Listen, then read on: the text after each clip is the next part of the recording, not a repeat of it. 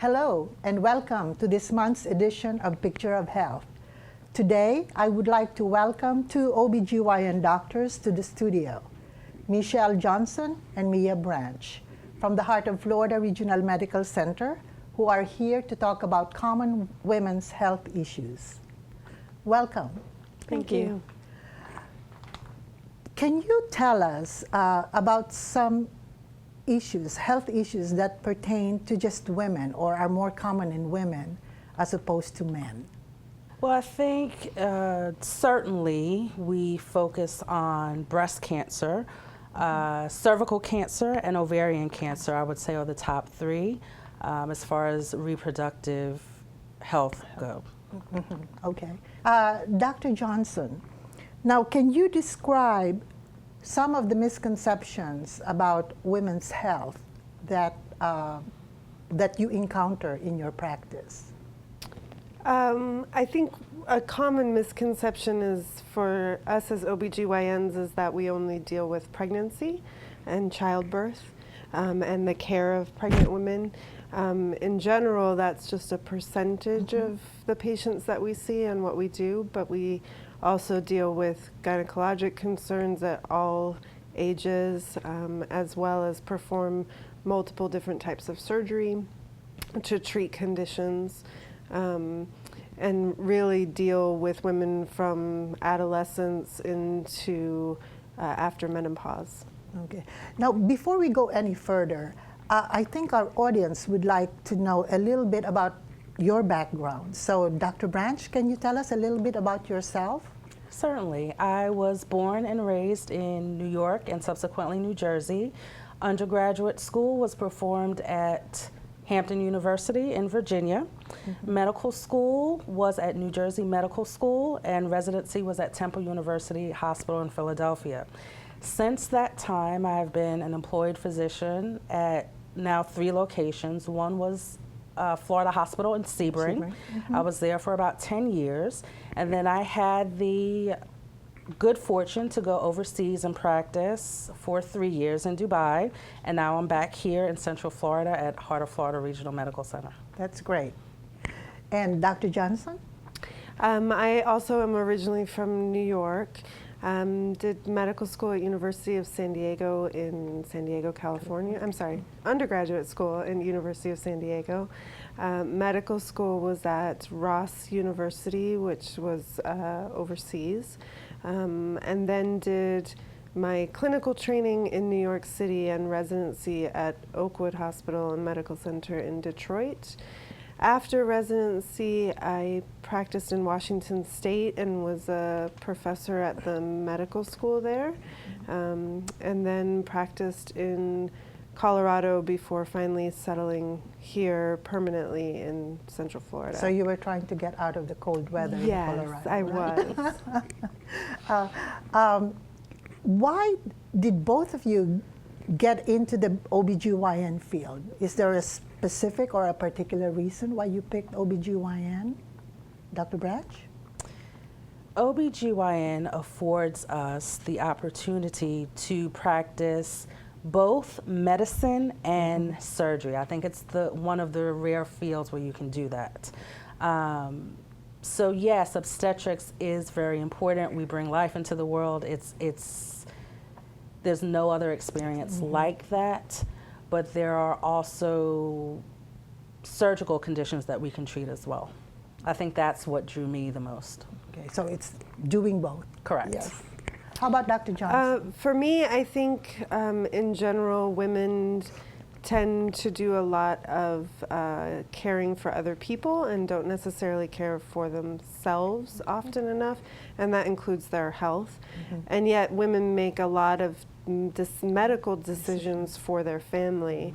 And so I thought it was important to be a provider for women for that reason, because they're central to families. Now, what do you think is the appropriate age for women to start seeing an OBGYN doctor? Earlier rather than later. I would say preteens to adolescents, as their bodies are changing and they may not feel comfortable talking about those changes, with their friends or family, I think that's the prime time to catch them, to educate about changes in their bodies,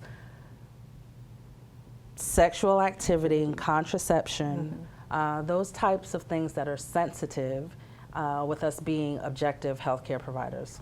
So that's my recommendation. I definitely agree. Recommendations for when we initiate pap smear screening is age 21 for most patients who don't have some other medical issues. But in general, I think girls and young women can benefit from a visit with a gynecologist, which doesn't necessarily require a physical exam, but can be a discussion about menstrual concerns, contraception, education about prevention of sexually transmitted disease, and those types of things. So I think that it's important for them to come in their early teenage years just for an initial conversation. What about women utilizing their OBGYN doctor as their primary care physician? What do you think about that? Or do you think that they also need a primary care physician? I think that's somewhat dictated by geography and standards of practice for the community.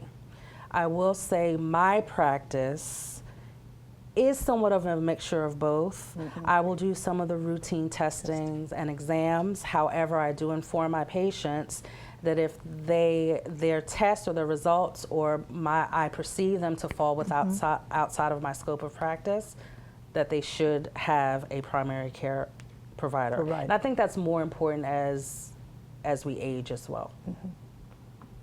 And because I know a lot of women who think that when they go to their OBGYN doctor, you know, that takes care of all the other issues that they might have, not unless they have specific problems that, you know, that they need to seek an internal medicine physician or a specialist. So, I think that medicine has become relatively specialized, and that has advanced healthcare quite a bit. And so an internal medicine physician or a family practitioner may be better skilled at managing a patient with hypertension or a cardiac issue than I am at managing those conditions, because I specialize in women's health concerns overall. Okay, so you would advise your patients who have specific problems to go to an internal medicine physician or a family practice physician as their primary care physician to take care of those issues. Correct. Okay. Now, what happens at a typical OBGYN visit? What's the first thing that you do, or what do the patients need to expect when they come to your office the first time? That's a difficult question because it is primarily dictated by, one, age, and two, history. Generally speaking, I could say we would get a complete history from the patient, do a complete physical exam, which may or may not include a pelvic exam and or pap smear, again, depending on age and history. So that's what I would say would entail at first. So it differs from patient to patient. Correct. Yes. In terms of, you know, what is going to be done to them the first time that they come to see you. Why is it very important for women to have an OBGYN doctor? Well, women, as they age, as they have changes in their reproductive system, it's important that they have adequate care and follow-up from an OBGYN, a lot of which is just for prevention. So prevention of cervical cancer through pap smear screening, prevention of uterine cancer through physical exams, or treatment if that should present itself is important. And without that care, some of the cancers that are specific to women are easily treated if we diagnose them early. If they don't receive that care, then it becomes much more detrimental and much more difficult to treat. So basically, early diagnosis is very important in any kind of issue that any woman, might have. Correct. Correct. And that goes back to the conversation about, do women need a primary care care doctor? physician, right. Yes, most certainly, but does that primary care doctor specifically address the GYN concerns? And that's where it may get a little fuzzy. And basically, I think a lot of the family practitioners, if they detect, any issue that pertains to the woman's reproductive system, then they usually refer them to Correct. GYN Typical. doctors. Yes. Okay. What are some different ways that pregnancy can affect a woman's health? Well, I think pregnancy is a time in a woman's life which is an occurrence that occurs naturally, but that we have sort of made a very medical condition at certain times. It can affect women's health. It affects the cardiac system. It affects the renal system. It affects sometimes the psychological state of the woman. It can be a stressful time in their life, and there's a lot of concerns that go along with pregnancy. But in general, most pregnancies are normal, and most pregnancies progress normally. The medical conditions that present themselves during pregnancy tend to be rare. Okay, all right. Now, let's take a short break. Stay tuned. You're watching Picture of Health. Hi everyone, my name is Whitney Fung and I'm the Family Consumer Sciences Agent at the UF IFAS Extension Service in the Indigent Healthcare Division of Polk VOCC. So welcome back. We're here talking about some healthy lifestyle tips. We've been having a discussion about My Plate and the 10 tips to a great plate. We have here, if you haven't been following us, is the My Plate. Check it out, choosemyplate.gov. And we're going to be talking about tip number 4 today, which is foods to eat more often. So here is that balanced diet. Make sure you have all 5 food groups every single day. But the foods to eat more often are your fruits and vegetables, are your whole grains, and your low-fat or non-fat dairy. And we'll be talking about some of that just today. So here on my table, I have a lot of things, right? And it might be overwhelming sometimes because you go to the store, you go to the supermarket, there's over 50,000 products on the store, right? So it could be pretty confusing, especially when you throw in labels and then you have to choose healthy choices. But I'm here to help share some tips and to make it a little bit easier and fun, of course, because we want to love what we eat and eat what we love. So first, eat more of fruits and vegetables. So I have a lot of things on the table, any type of fruits and vegetables. Whatever fruits and vegetables you like, buy things in season. Strawberries, when strawberry season's around, blueberries, go to U-Picks, any type of fruits and vegetables. You might like carrots or you might like asparagus. Whatever it is, try to cook them healthy. Use natural seasonings, use herbs, garlic, lime juice. Make it tasty, but you can be healthy at the same time. So My Plate encourage you to make half your plate fruits and vegetables. So eat more of those. Eat more fruits and vegetables. Now, fresh, frozen, and canned are fine. So here I have some frozen and canned, so they both count as well as for vegetables and even fruit. The one thing is you do want to just watch the sodium, so choose reduced sodium or the plain sauces. So try not to do all the buttery type or the garlic or the fattening sauces with the cream and all that. You can buy the plain and then season it yourself. So fresh, frozen, and canned are fine. If it's for fruits, choose the ones that are in 100% fruit juice. So make sure when you look at the can, it says 100% fruit juice. All right, so now we have whole grains, and we've talked about whole grains a little bit. Follow me on the segment to learn why a whole grain is important and what 3 parts of that grain anatomy we want in our diet. So choose whole grains. You might have heard Cheerios will lower your cholesterol or oatmeal will lower your cholesterol. That's because of the fiber in that. So you want to choose whole grains as much as possible. And so that's going to be brown rice instead of white rice, whole wheat bread instead of regular white bread, things like wild rice, quinoa. Be wild, adventurous, and try those things at the dinner table. And then things like 100% whole wheat pasta instead of regular pasta. So I encourage you to try something new, look on your shelf and pick up a product and try a whole grain.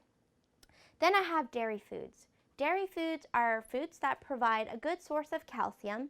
Calcium is important to build strong bones, and the recommendation is to choose low-fat or fat-free dairy.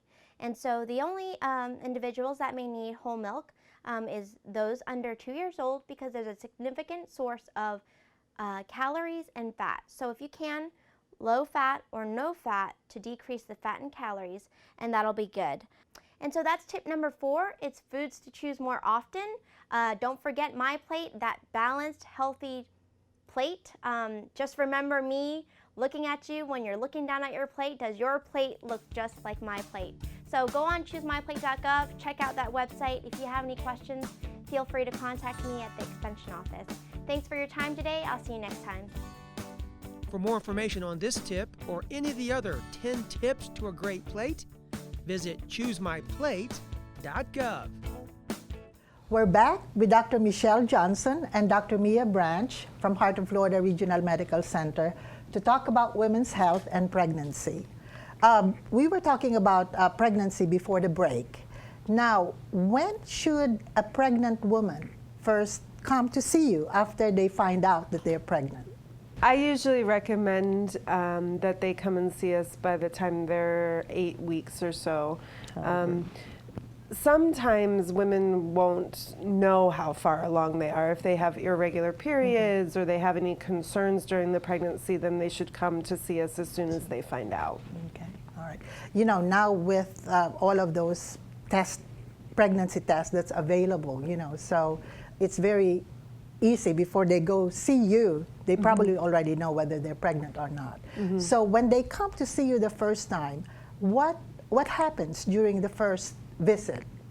And I think that somewhat directed her answer, because what patients need to understand is that one thing in particular comes to mind is with ultrasound, it's very hard to see anything if you come much earlier than that. Right. So as far as visualizing the fetus, that's probably the most appropriate time. As far as answering your question with the first visit, again, it goes back to history. A lot of the care during pregnancy will be dictated by what happened in their previous pregnancies or what they may have gone through health-wise before they became pregnant. Right. So is there a difference between a first-timer, somebody who's pregnant for the first time, and somebody who's had babies before that? I think there's a difference in the amount of education that we do, and I certainly will educate every patient, even if they've had multiple babies. But I think in general, first-time moms need more information from us, whether they ask for it or not. They're going to receive more information on, things that are okay in pregnancy, things that aren't okay in pregnancy, versus a mom who may have been pregnant several times before and has that experience already. Now, how often should they see you during the whole, period of their pregnancy? Typically, is there a specific time frame? It's not specific, but generally I would say in the first trimester it's monthly. Okay.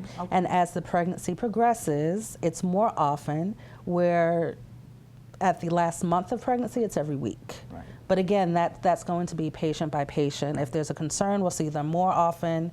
If they stretch out visits, it's not necessarily a problem. Okay. So basically it all depends on the patient. Yeah. So if you have identified certain issues with their pregnancy, then you might see them more often than somebody who is having a normal Exactly. pregnancy. Now, can you talk about the different stages of pregnancy?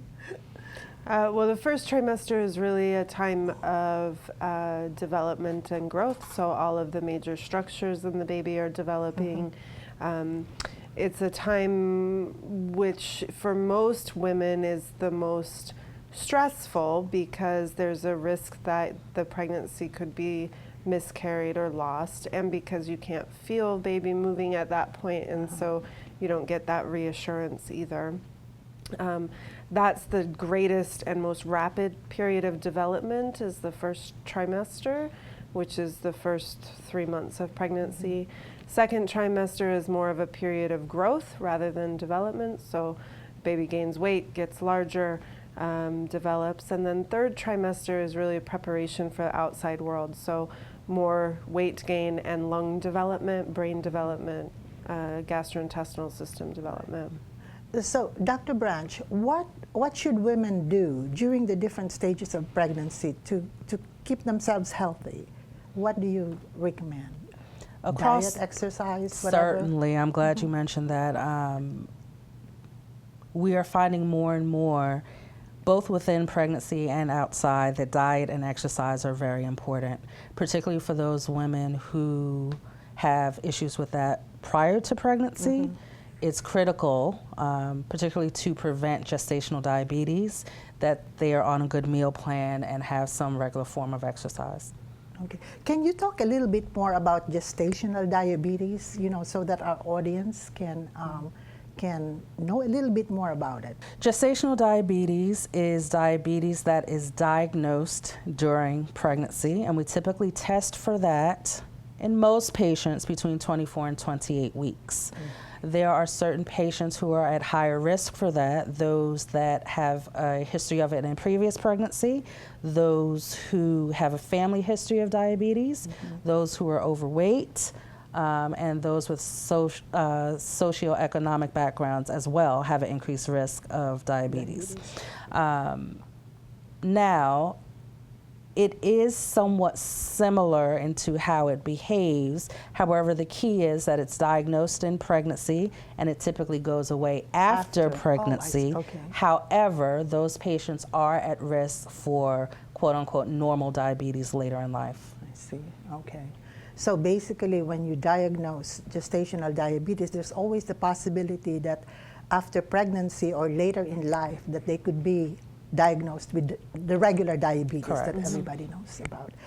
Now, in terms of support from partners or family members, what are some of the things that you can tell a partner or a family member that they need to do to support somebody who is pregnant? Well, I think one of the biggest ways they can support them is to recognize that the woman's body during pregnancy is going through some drastic physical changes, and that can be frightening for women. They don't feel as attractive, they feel like they've gained weight, and they feel, and so that's something that they can reassure them that they're it's still okay. as beautiful as they ever were. And then the hormonal changes that occur in pregnancy can bring some drastic emotional mood swings sometimes, and that can be difficult for male partners specifically, but to support them through that and recognize that that period doesn't last forever. Okay, yeah, because I know when I was pregnant, sometimes it's like, okay, I'm happy as a clam, and then I'm happy as can be, and then the next moment it's like, okay, get out of my sight. And I think it's very helpful that the partners are educated as well, because I find sometimes as the woman is going through the emotional changes that Michele mentioned, they don't always hear what I say. So I find it helpful sometimes to tell the partner, okay, this is what you do if this happens. Right. If this happens, call me. If this happens, she's okay. So you educate both. Right, so you recommend that the partner comes with the pregnant person. Yes, it can be very helpful. Right. Now, there's a lot of press about postpartum depression. What causes it? Or is there a cause for postpartum depression? Does it happen to anybody, or does it happen to most women? Well, I think everyone is at risk for postpartum depression, and we certainly screen for that, look out for it, help manage it. I think to some degree most women have what's called baby blues after delivery. Having a baby, especially for a first-time mom, is a dramatic life change. It can be overwhelming to have to care 24/7 for an infant. And also there's a very large hormonal shift that adds to those emotions. Baby blues by definition lasts about 3 weeks after delivery. If it lasts longer than that, then we become concerned about postpartum depression. That is not a permanent condition most of the time. Some women may need medication to help them through that time period, and in general, we monitor that for the first 6 months to a year after delivery. Most women, their symptoms of postpartum depression will improve just with counseling and support and time. But we are watchful for that. We typically will do a survey at their postpartum visit to assess them for postpartum depression. And it is a very common condition that we see and treat at various degrees. Yeah. So what is your best advice to women who are pregnant? We bombard patients with information sometimes. I know even in our practice and other practices I've been in, we're good for handing out information. Right. But do we ever know that the patient actually absorbed it, understands it, and follow up to make sure that they don't have questions? So my greatest advice to patients is to ask. If you're not sure, ask. There's usually a reason for why we're doing anything. And sometimes doctors, we just get caught up in our habits, for lack of better words. We know why every patient gets ABC, but maybe the patient doesn't know. So she has to ask. Right. So basically ask questions. Ask questions. Yes. Now, I know it's a happy time when, like for pregnancy and when they deliver the baby. What is it in your practice that you love the most? And what is the most challenging? I think for me, the part I love the most is just you develop pretty strong relationships with patients, and you may see them from adolescence through the birth of all their children to their menopausal years, and you develop relationships with them and with their children and their partners, and you sort of know what's going on in their life, and I enjoy that. The most challenging part of our job certainly is having to give bad news to patients, whether that be that their pregnancy is not normal or there's an issue with the pregnancy, or whether it be that they have a diagnosis which can be potentially life-threatening to them. Luckily, most of the time our field is a generally pretty positive one, so we don't have to do that often, but it certainly is the most challenging. How about you, Dr. Branch? Can you I would add to agree. that? And we're always asked this questions, what do you like more, OB or GYN? OB is the fun part. You're helping this couple bring a life into the world, which is great 90+% of the time. But when it's not great, it's heartbreaking. And we feel that as well. It's very difficult to tell a patient that her pregnancy has failed, especially when we don't really have a reason or a fix. It happens. And it's very difficult. Dr. Branch and Dr. Johnson, thank you so much for joining us today and sharing your knowledge and expertise with our audience. Thank you. Thanks for having us. You're welcome.